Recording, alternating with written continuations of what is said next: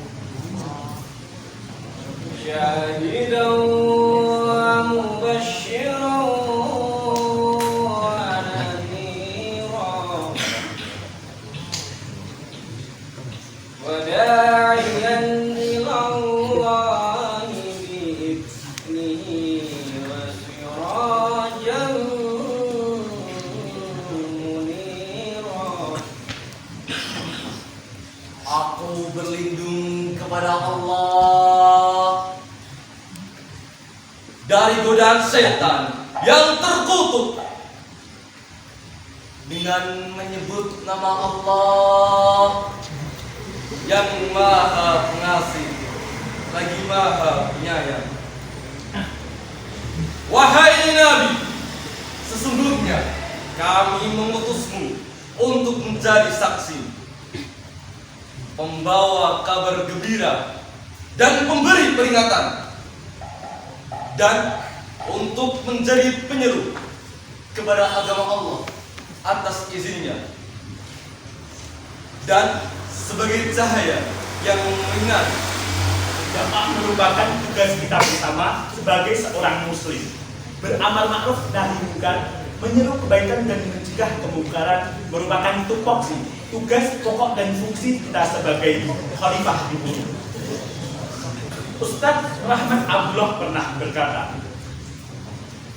dakwah adalah cinta, dan cinta yang akan memintanya kepada dirimu semuanya. Sampai perhatianmu, sampai pikiranmu berjalan, duduk, hingga duduk. Bahkan di tengah lelaku, isi pun tentang dakwah. Ulama dakwah juga pernah berkata, nahnu du'at qabla kulli syai'. Kita adalah juru dakwah sebelum menjadi apapun profesi kita nanti, sebelum kita menjadi sarjana, sebelum kita menjadi master, sebelum kita menjadi dokter, bahkan sekalipun sebelum kita menjadi profesor, tugas kita yang pertama adalah menjadi seorang pendakwah. Jadi apapun profesi kita nanti harus ada nilai dakwah di dalamnya. Dakwah merupakan bagian terpenting bagi kehidupan kita, pokok sekaligus utama bagi kehidupan kita di dunia ini. Ketika seseorang menuntut ilmu dan memiliki pengetahuan, saat itu pula ia berkewajiban untuk menyeru kebaikan dan mencegah kemungkaran. Allah berfirman pada Al-Quran surah An-Nahl ayat 125 berikut ini. Ud'u ila sabili rabbika bil hikmati wal mau'izatil hasanah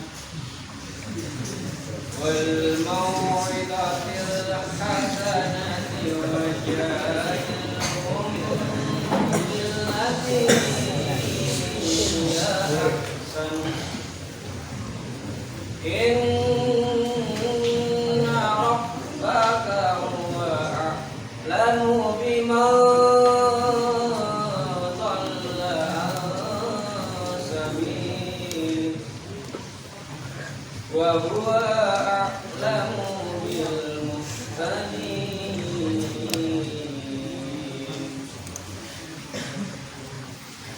Serulah manusia kepada jalan Tuhanmu dengan hikmah dan pengajaran yang baik.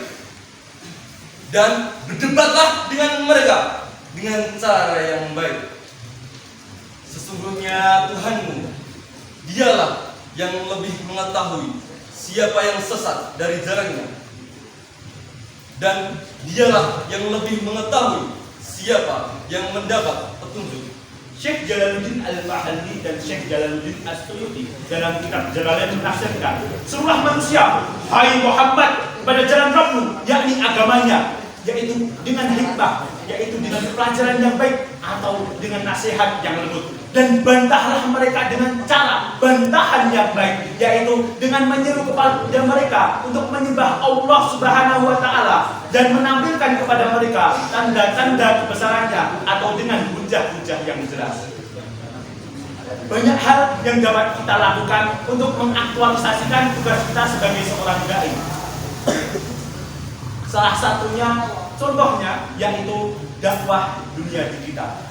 Berdasarkan data internet Worldstat Indonesia mencapai 212,35 juta jiwa dengan pengguna internet nomor 3 terbanyak di Asia. Hal tersebut menunjukkan bahwasannya Indonesia ini terutamanya sering sekali menggunakan internet. Entah itu untuk belajar, entah itu untuk bekerja, entah itu untuk berkomunikasi dan berjejaring, atau hanya sekedar berchattingan, bermedia sosial, scroll timeline. Apakah kita bisa seperti itu terus untuk memajukan Indonesia ini? Maka mari kita awali dengan takbir bersama-sama. Allahu Akbar, Allahu Akbar, Allahu Akbar, Allahu Akbar. Dakwah kita saat ini dengan banyaknya pengguna internet di dunia ini, hal tersebut menjadikan kita untuk bisa terjun ke dunia digital tersebut. Disitulah peran dakwah kita ambil. Bayangkan ketika apa yang kita lihat, apa yang kita lakukan di dunia internet tersebut adalah hal kesia-siaan dan menjerumus kepada kemaksiatan. Maka kita sebagai seorang dai, kita sebagai seorang pendakwah, baiknya kita bisa memberi teladan untuk berbuat baik di internet maupun di media sosial. Kita sebagai pendakwah seharusnya bisa memberi teladan. Disitulah nilai mau'izatul hasanah kita terapkan. Ketika kita sudah memberi contoh, disitulah pasti banyaknya yang mengkritisi kita. Kenapa kamu seperti itu? Maka disitulah kita menjawab, dan disitulah nilai dakwah, nilai dari wajadilhum billati hiya ahsan kita dapatkan.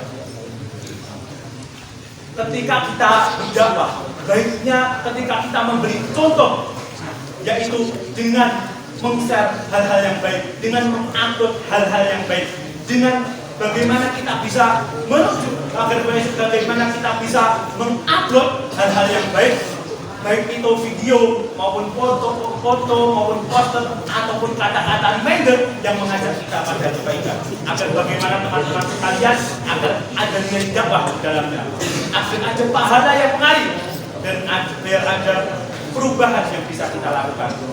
Dari uraian yang sudah kami sampaikan tadi, kita bisa mengambil kesimpulan bahwasannya dakwah kita saat ini tidak dibatasi oleh ruang dan waktu. Semuanya bisa kita gunakan untuk melampirkan dakwah kita, dan kita mau atau tidak. Kalau bukan kita, siapa lagi? Kalau nggak sekarang, kapan lagi? Setiap dari kita pasti memiliki kelebihan dan kekurangan. Bukan untuk baperan, Tapi untuk berperan. Juminten rumah jendilo, cekap sementen atau pulau. Sego pro, pulau nyun pangpro, Sego santan pengonyon pangapunten. Sego tumeng monggo didahan bareng. undur makola, wala tanjur manqol. Lihatlah apa yang dikatakan, bukan siapa yang mengatakan. Billahi taufiq wal hidayah, waridho wal inayah. Wassalamualaikum warahmatullahi wabarakatuh. Waalaikumsalam.